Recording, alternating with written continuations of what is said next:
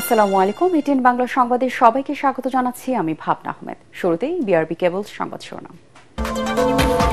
জুলাই গণহত্যা মামলায় ওবায়দুল কাদের, আনিসুল হক পলক সহ ৪৫ জনের বিরুদ্ধে ১৫ অক্টোবরের মধ্যে তদন্ত প্রতিবেদন দাখিলের নির্দেশ ট্রাইব্যুনালের।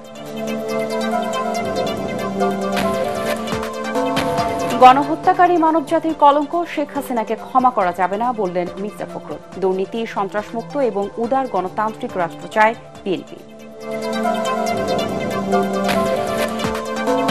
এ মাসে জুলাই সনদ ঘোষণার বিষয়ে আশাবাদী সরকার। একাধিক পদে তত্ত্বাবধায়ক সরকার ও প্রধানমন্ত্রীর না থাকার বিষয়ে ঐকমত্যের আশা কমিশনের। রক্তাক্ত বিপ্লবের আজ ২০ জুলাই। গণভবনে ১৪ দলের বৈঠক থেকে আসে দেখা মাত্র গুলির নির্দেশ। কারফিউ উপেক্ষা করে রাস্তায় নেমে আসে ছাত্র জনতা। এবং ৩ দিনের কারফিউর পর গোপালগঞ্জে আবারও ১৪৪ ধারা জারি। ৪ মামলায় ৩,০০০ আসামি, এ পর্যন্ত ৩০৬ জন গ্রেপ্তার। শুনছিলেন বিআরবি কেবল সংবাদ শিরোনাম, এবারে বিস্তারিত। জুলাই গণ অভ্যুত্থানের সময় সংগঠিত মানবতা বিরোধী অপরাধের অভিযোগে আওয়ামী লীগের সাধারণ সম্পাদক ওবায়দুল কাদের সহ ৪৫ জনের বিষয়ে তদন্ত প্রতিবেদন দেওয়ার জন্য আগামী ১৫ অক্টোবর পর্যন্ত সময় দিয়েছে আন্তর্জাতিক অপরাধ ট্রাইব্যুনাল। বিচারপতি গোলাম মর্তুজা মজুমদারের নেতৃত্বে ২ বিচারপতির বেঞ্চ এই আদেশ দেয়। এই মামলার আসামিদের মধ্যে রয়েছেন সাবেক মন্ত্রী আনিসুল হক, ফারুক খান, দীপমণি, আব্দুর রাজ্জাক, শাহজাহান খান, গোলাম দস্তগীর গাজী, আমির হোসেন আমু, কামরুল ইসলাম, রাশেদ খান মেনন, হাসানুল হক ইনু, সাবেক উপদেষ্টা তৌফিকি ইলাহি চৌধুরী, সালমান এফ রহমান, সাবেক প্রতিমন্ত্রী কামাল আহমেদ মজুমদার, জুনায়েদ আহমেদ পলক, সাবেক এমপি সোলাইমান সেলিম, সাবেক আইজিপি চৌধুরী আবদুল্লাহ আল মামুন, অবসরপ্রাপ্ত বিচারপতি AHM শামসুদ্দিন চৌধুরী মানিক, সাবেক স্বরাষ্ট্র সচিব জাহাঙ্গীর আলম, এছাড়া সাবেক আইজিপি চৌধুরী আবদুল্লাহ আল মামুন সহ ২৩ অভিযুক্তের বিরুদ্ধে তদন্ত প্রতিবেদন দাখিলের জন্য ৫ অক্টোবর পর্যন্ত সময় দিয়েছে ট্রাইব্যুনাল। এদিন ৭ মামলায় মোট ৩৯ জনকে ট্রাইব্যুনালে হাজির করা হয়।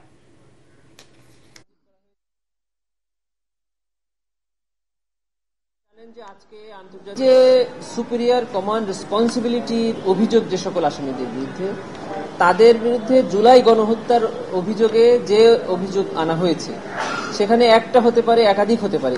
এই মিসকেসে তাদের তদন্তকে ফ্যাসিলিটেট করার জন্য এইসব মিসকেসগুলো আমরা ফাইল করি। এটা হলো তদন্তকে ফ্যাসিলিটেট করা। এই জন্য এই মামলায় কতজন আসামি, তাদেরকে কি করা হলো না করা হলো, এটা ট্রাইব্যুনাল দেখবেন না।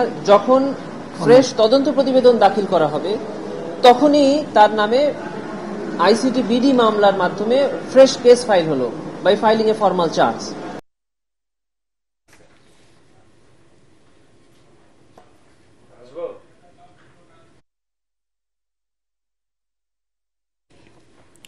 গণহত্যাকারী শেখ হাসিনা মানবজাতির কলঙ্ক, তাকে কখনোই ক্ষমা করা যাবে না বলে মন্তব্য করেছেন বিএনপি মহাসচিব মির্জা ফখরুল ইসলাম আলমগীর।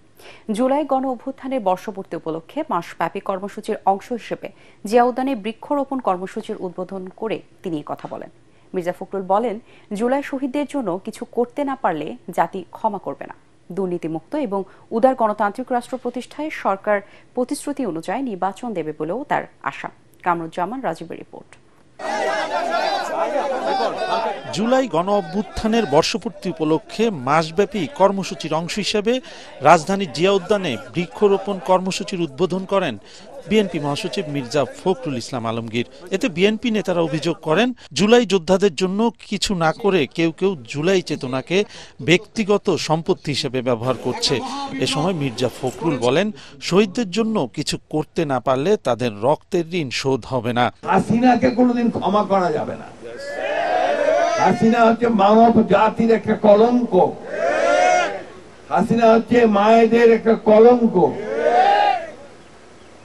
আমাদেরকে প্রথম কাজ হবে এদের বিচার করা। দ্বিতীয় কাজ হচ্ছে এই যে পরিবারগুলো, ওই যে মা যে তার ছেলেকে দেখে স্বপ্ন দেখেছিল যে তার দুঃখ দূর হবে, সেই পরিবারগুলোর পুনর্বাসনের ব্যবস্থা করা। আর যারা আহত হয়ে আছে, যারা চোখ হারিয়েছে, তাদের পুনর্বাসনের ব্যবস্থা করা। এটা না হলে ভবিষ্যৎ এবং জাতি আমাদের ক্ষমা করবে না। বিএনপি দুর্নীতিমুক্ত উদার গণতান্ত্রিক বাংলাদেশ গড়তে চায়, তা নিশ্চিতে সরকার প্রতিশ্রুতি অনুযায়ী নির্বাচন দেবে বলে আশাবাদ ব্যক্ত করেন বিএনপি মহাসচিব। বলেন, নিজেদের মধ্যে ভিন্ন মত থাকলেও সবাইকে নিয়ে একটি রেইনবো নেশন গড়তে চায় বিএনপি। যে আমরা একটা সত্যিকার অর্থে একটা উদারপন্থী গণতান্ত্রিক রাষ্ট্র নির্মাণ করতে চাই, আমরা নতুন বাংলাদেশ চাই, পরিবর্তন চাই। আমরা দুর্নীতি চাই না, ঘুষ চাই না, আমরা হত্যা চাই না, নির্যাতন চাই না।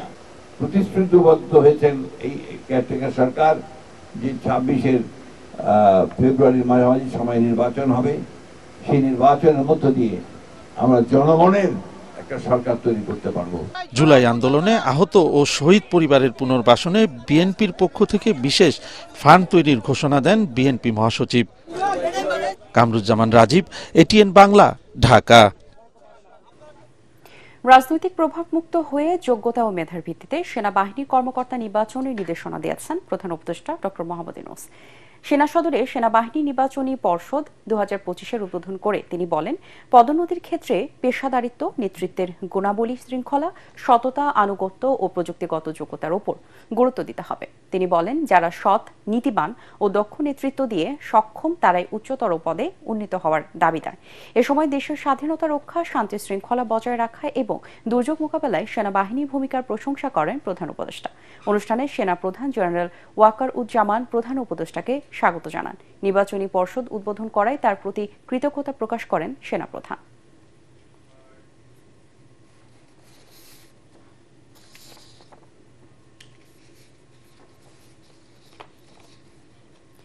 আগামী 31 জুলাইয়ের মধ্যে জুলাই সনদ ঘোষণার বিষয়ে সরকার আশাবাদী বলে জানিয়েছেন জাতীয় ঐকমত্য কমিশনের সহসভাপতি ডক্টর আলী রিয়াজ। তত্ত্বাবধায়ক সরকার ও প্রধানমন্ত্রী একাধিক পদে না থাকার বিষয়েও রাজনৈতিক দলগুলো একটি ঐকমত্যে পৌঁছাবে বলে আশা করেন তিনি। সকালে রাজধানী ফরেন সার্ভিস একাডেমিতে দলগুলোর সাথে বৈঠকের আগে সূচনা বক্তব্যে কমিশনের সহসভাপতি জানান, জাতীয় সংসদে উচ্চ কক্ষ করার বিষয়ে করণীয় সম্পর্কেও বিশ্লেষণ করা হচ্ছে। আমাদের লক্ষ্য হচ্ছে 31 জুলাইয়ের মধ্যে একটি সনদের জায়গায় যাওয়া, যেটা আপনাদের ইচ্ছা, আমাদের ইচ্ছা, সকলের প্রচেষ্টা, দেশের সকলেই সেটা প্রত্যাশা করছেন।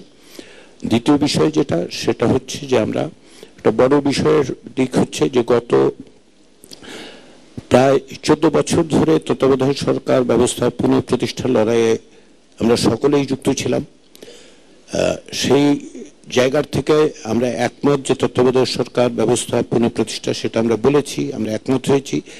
এখন প্রধান উপদেষ্টা নিয়ে কোনো কাঠামোর বিষয়ে আলোচনা হবে এবং সেটাতে আমরা একমতের জায়গায় আসতে পারবো বলে কমিশন আশাই শুধু করে না, এটা বিশ্বাসও করে। সেটার জন্য আজকে নির্ধারণ করা হয়েছে। দ্বিতীয় আরেকটি বিষয় নির্ধারিত আছে, যেটা প্রধানমন্ত্রীর একাধিক পদে থাকার বিষয়। তো প্রথম গুরুত্বপূর্ণ বিষয় যেটা, আমরা তত্ত্বাবধায়ক সরকার বিষয়টাকে ব্যাপারে একটা ঐকমত্যের জায়গায় আসতে চাই। চট্টগ্রামে এনসিপির জুলাই পদযাত্রা ও সমাবেশকে ঘিরে পর্যাপ্ত নিরাপত্তা ব্যবস্থা নিয়েছে আইন শৃঙ্খলা রক্ষাকারী বাহিনী। এর মধ্যে নিরাপত্তা চাদরে ঢেকে দেওয়া হয়েছে সমাবেশস্থল। সতর্ক অবস্থানে রয়েছে পুলিশ সহ আইন শৃঙ্খলা রক্ষাকারী বাহিনীর সদস্যরা। বিকেলে নগরীর 2 নম্বর গেটে বিপ্লব উদ্যানে এনসিপির সমাবেশে হওয়ার কথা রয়েছে। এর আগে সকালে রাঙ্গামাটির উদ্দেশ্যে হোটেল ছাড়ার আগে শহীদ পরিবারের সদস্যদের সাথে সাক্ষাৎ করেন নাহিদ ইসলাম সহ কেন্দ্রীয় নেতারা। এ সময় তারা যে কোনো পরিস্থিতিতে শহীদ পরিবারের পাশে থাকার প্রতিশ্রুতি দেন। পরে রাঙ্গামাটির উদ্দেশ্যে চট্টগ্রাম ছাড়েন এনসিপি নেতারা।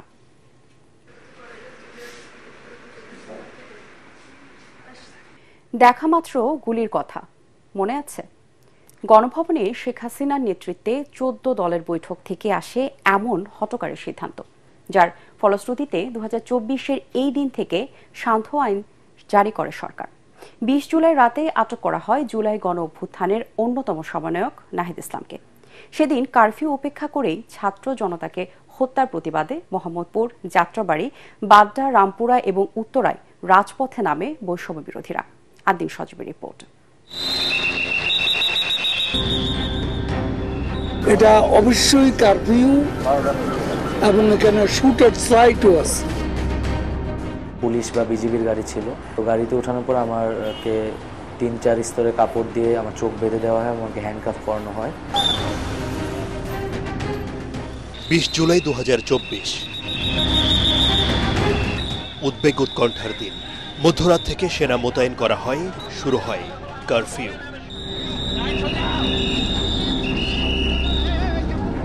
কিছুটা ভয়ভীতি ছড়িয়ে পড়ে চারিদিকে। কোথায় কি হয় সেদিকেই চোখ ছিল গোটা বাংলাদেশের।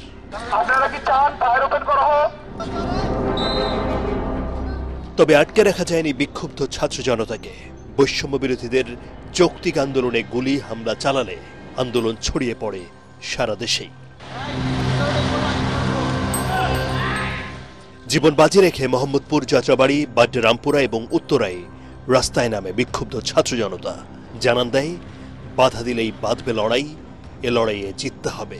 রাতেই খবর, আটক করা হয়েছে বৈষম্য বিরোধী ছাত্র আন্দোলনের অন্যতম সমন্বয়ক নাহিদ ইসলামকে। সেই খবরও মেলে আন্তর্জাতিক সংবাদ মাধ্যমে। তারা লোহার কিছু একটা দিয়ে হয়তো আমাকে আঘাত করতে থাকে এবং আঘাতের একটা পর্যায়ে আমি সেন্সলেস হয়ে যাই। ক্রমেই ফুঁসে ওঠে মানুষ। শেখ হাসিনার বিরুদ্ধে রীতিমতো যুদ্ধ ঘোষণা করে বৈষম্য বিরোধী ছাত্র জনতা। সাধারণ একটা আন্দোলন রূপ নেয় জুলাই বিপ্লবে। আদিন সজীব, এটিএন বাংলা, ঢাকা। গোপালগঞ্জে এনসিপি সমাবেশে আওয়ামী লীগ ও ছাত্রলীগের হামলায় সংঘর্ষের জেরে তিন দিন কারফিউর পর 144 ধারা জারি করেছে জেলা প্রশাসন। এ সময় জেলায় যে কোনো স্থানে সব ধরনের সভা, মিছিল বা জনসমাবেশ নিষিদ্ধ থাকবে। আইন শৃঙ্খলা পরিস্থিতি বিবেচনায় জনশৃঙ্খলা ও শান্তি বজায় রাখা এবং জনগণের জানমালের নিরাপত্তায় সকাল 6টা থেকে রাত 8টা পর্যন্ত 144 ধারা জারি করা হয়েছে। এর আগে গত রাত 8টা থেকে আজ সকাল 6টা পর্যন্ত কারফিউ বলবৎ ছিল। গতকাল সকাল 6টা থেকে রাত 8টা পর্যন্ত কারফিউ সাময়িক শিথিল করা হয়। এদিকে হামলা ও সংঘর্ষের ঘটনায় পৃথক 4 মামলায় এ পর্যন্ত 3008 জনকে আসামি করা হয়েছে।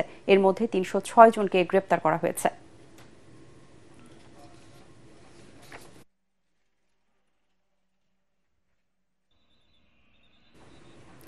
পার্বত্য চট্টগ্রামে শান্তি প্রতিষ্ঠায় মানুষের আর্থ-সামাজিক ও অর্থনৈতিক অবস্থার উন্নতি জরুরি বলে মন্তব্য করেছেন পররাষ্ট্র উপদেষ্টা তৌহিদ হোসেন। সেই লক্ষ্যে আন্তরিকভাবে কাজ করে যাচ্ছে সরকার। সকালে বান্দরবান জেলা পরিষদ মিলনায়তনে পার্বত্য মন্ত্রণালয়ের স্থানীয় বাসিন্দাদের মাঝে গাছের চারা, গবাদি পশু, সেলাই মেশিন বিতরণ অনুষ্ঠান শেষে সাংবাদিকদের তিনি এই কথা বলেন। বান্দরবান পার্বত্য জেলা পরিষদের চেয়ারম্যান অধ্যাপক থানজামা লুসাইয়ের সভাপতিত্বে অনুষ্ঠানে অন্যান্যের মধ্যে উপস্থিত ছিলেন পার্বত্য মন্ত্রণালয়ের উপদেষ্টা সুপ্রদীপ চাকমা, বান্দরবানের জেলা প্রশাসক শামীম আরা রিনি সহ ঊর্ধ্বতন কর্মকর্তারা। এ সময় উপদেষ্টা সুপ্রদীপ চাকমা বলেন, পার্বত্য চট্টগ্রামের মানুষের আর্থ-সামাজিক অবস্থার উন্নয়নে তার দপ্তর নানামুখী উদ্যোগ নিয়েছে। প্রকৃত অর্থেই কিন্তু চায় যে এই পার্বত্য 3 জেলায় বান্দরবান শহর শান্তি প্রতিষ্ঠিত হোক, কারণ এখানে বিপুল সম্ভাবনা আছে মানুষের সেটাকে এগিয়ে নিয়ে যাওয়ার সুযোগ তৈরি হবে যদি শান্তি প্রতিষ্ঠানের মতো করা যায়। এবং সেই জন্য আমাদের স্বল্প সময়ে আমরা সবকিছু করতে পারবো না, আপনারা বুঝতেই পারছি, কিন্তু আমরা শুরু করে দিয়ে যেতে চাই যাতে করে কিছু সময়ের মধ্যে, আগামী কিছুদিনের মধ্যে যেন শান্তি পুরোপুরি ফিরে আসে, একটা সহাবস্থান নিশ্চিত হয়। রাতারাতি সড়কে শৃঙ্খল ফিরিয়ে আনা সম্ভব নয় বলে জানালেন বিআরটিএ চেয়ারম্যান আবু মমতাজ সাদ উদ্দিন আহমেদ। বিআরটিএতে যোগ দিয়ে প্রথমবারের মতো ফিটনেসবিহীন গাড়ির বিরুদ্ধে অভিযানে এসে তিনি কথা বলেন। বিগত সরকারের আমলে কি হয়েছে সেটির প্রতি গুরুত্ব না দিয়ে সড়ক দুর্ঘটনা রোধে দিনে রাতে নিয়মিত অভিযানের ওপর জোর দেন বিআরটিএ চেয়ারম্যান। বলেন, শুধু সড়কে নয়, বাস ডিপোগুলোতে চালানো হবে অভিযান। তবে অভিযানে বেশিরভাগ বিআরটিএর গাড়িতে মেলেনি কোনো কাগজপত্র। এ বিষয়ে চেয়ারম্যান বলেন, কাগজ না পাওয়া সব গাড়ির বিরুদ্ধেই মামলা করা হবে। তবে চালকদের দাবি, কর্তৃপক্ষ কাগজ না দিলে তাদের কিছুই করার নেই। বিআরটিএ থেকে ড্রাইভিং লাইসেন্স পাওয়া নিয়েও বিস্তর অভিযোগ করেন চালকরা। এ বিষয়ে খোলামেলা কথা বলেন বিআরটিএর চেয়ারম্যান।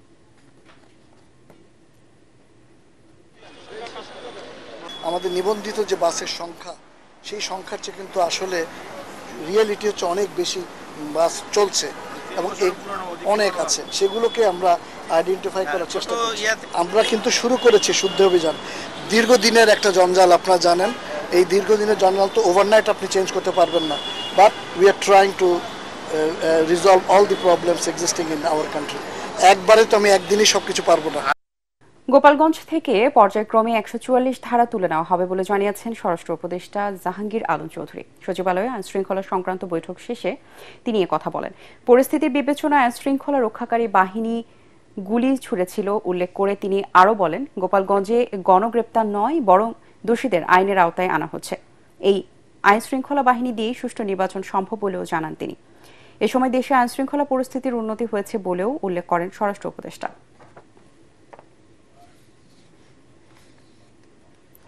সদ্য সমাপ্ত Bangladesh private medical college association BPMC এর নির্বাচনের ফলাফল বাতিলের ষড়যন্ত্র করছে একটি পক্ষ। এই নির্বাচনে আফরোজা মোয়াজ্জেম প্যানেল সর্বাধিক পদে বিজয়ী হয়েছে। যদিও সভাপতি ও সাংগঠনিক সম্পাদক পদে জয় পেয়েছেন মহিউদ্দিন মুকিত প্যানেলের প্রার্থীরা। 16 জুলাই অনুষ্ঠিত শান্তিপূর্ণ ও প্রতিদ্বন্দ্বিতাপূর্ণ এই নির্বাচনে 92 জন ভোটার ভোটাধিকার প্রয়োগ করেন। ফলাফল প্রকাশের পর সময় পেরিয়ে যাওয়ার পরও নিয়ম বহির্ভূতভাবে একটি আপিল গ্রহণ করায় এ নিয়ে বিতর্ক তৈরি হয়েছে, যা ভোটারদের মতামতকে অগ্রাহ্য করার অপচেষ্টা বলে দাবি করা হচ্ছে। সংশ্লিষ্ট দুই প্যানেল ফলাফল বাতিলের চেষ্টাকে সিন্ডিকেটের ষড়যন্ত্র হিসেবে মনে করছে। এবারে আল আরাফা ইসলামী ব্যাংক অর্থ সংবাদ।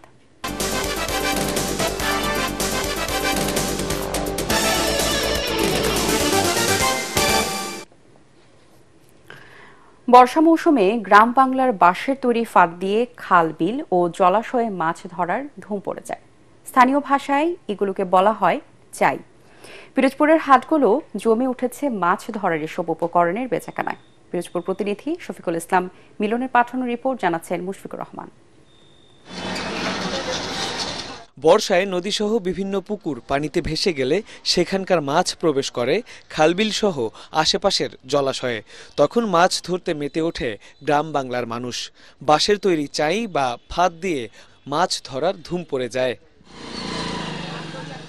পিরোজপুর জেলা সদর, নাজিরপুর, নেসারাবাদ সহ বিভিন্ন উপজেলার হাটবাজারে জমে উঠেছে চাই বেচাকেনা। প্রতি হাটে 2 থেকে 3 হাজার চাই বিক্রি হয়। 4,500, 5,000, 3 মানে এক এক করে এক এক দাম। বর্তমানে আমাদের জল পানি বেশি, এর জন্য এখন একজনের মানুষ কাজে কম নয়। চাই বানানোর কারিগররা জানান, এক একটি চাই তৈরিতে সারাদিন লেগে যায়।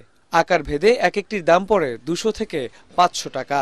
বাঁশের তৈরি এক একটি চাই ব্যবহার করা যায় 1 বছর। নিজে হাতে বুনানোর পরে আমরা এটারে চাট পার তৈরি করে বাজারে নিয়ে আসি। আমি ধরেন এই 1700-1800 চাই বানাবো, এই পিরোজপুরে বিক্রি করবো বছরে। এই দিয়ে আমাদের সংসার চলে। দীর্ঘ 10 বছর আমরা এই কাজ করে আসছি। তবে জমিতে কীটনাশক ব্যবহারের কারণে খালবিলে কমেছে মাছ। ফলে মাছ ধরার এসব ফাঁদের চাহিদাও কমে এসেছে। গ্রাম বাংলার ঐতিহ্যকে ধরে রাখতে সরকারি পৃষ্ঠপোষকতা প্রয়োজন বলে জানালেন জেলার ব্যবসায়ী সমিতির সেক্রেটারি। পিরোজপুরে চাই তৈরির পেশায় জড়িত কয়েকশো পরিবার। প্রতি মৌসুমে চাই বিক্রি করে প্রতিটি পরিবার প্রায় 2 লাখ টাকা আয় করে। মুশফিকুর রহমান, এটিএন বাংলা। জানিয়ে দিব খেলার খবর।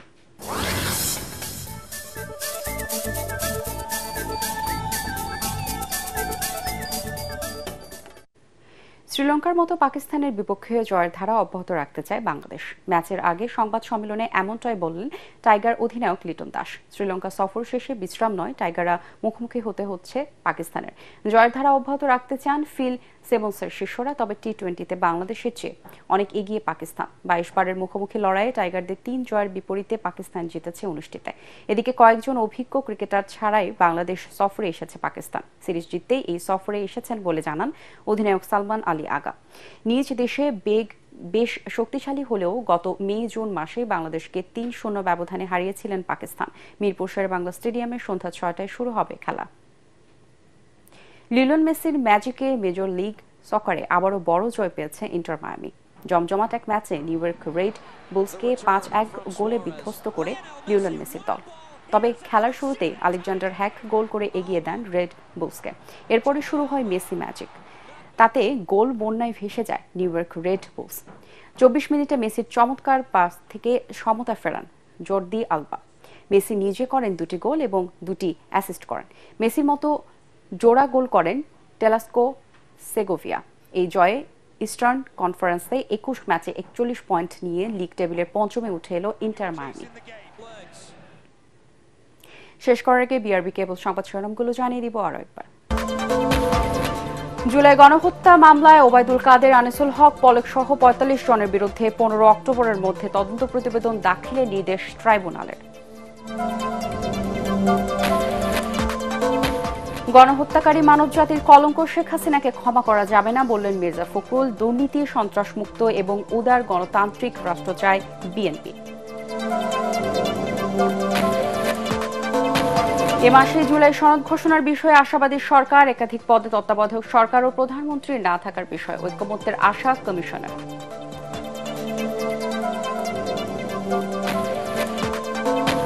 রক্তাক্ত বিপ্লবের আজ ২০ জুলাই। গণভবনে ১৪ দলের বৈঠক থেকে আসে দেখামাত্র গুলির নির্দেশ। কারফিউ উপেক্ষা করে রাস্তায় নেমে আসে ছাত্র জনতা। এবং ৩ দিনের কারফিউর পর গোপালগঞ্জে আবারও ১৪৪ ধারা জারি। ৪ মামলায় ৩,০০০ আসামি। এ পর্যন্ত ৩০৬ জন গ্রেপ্তার।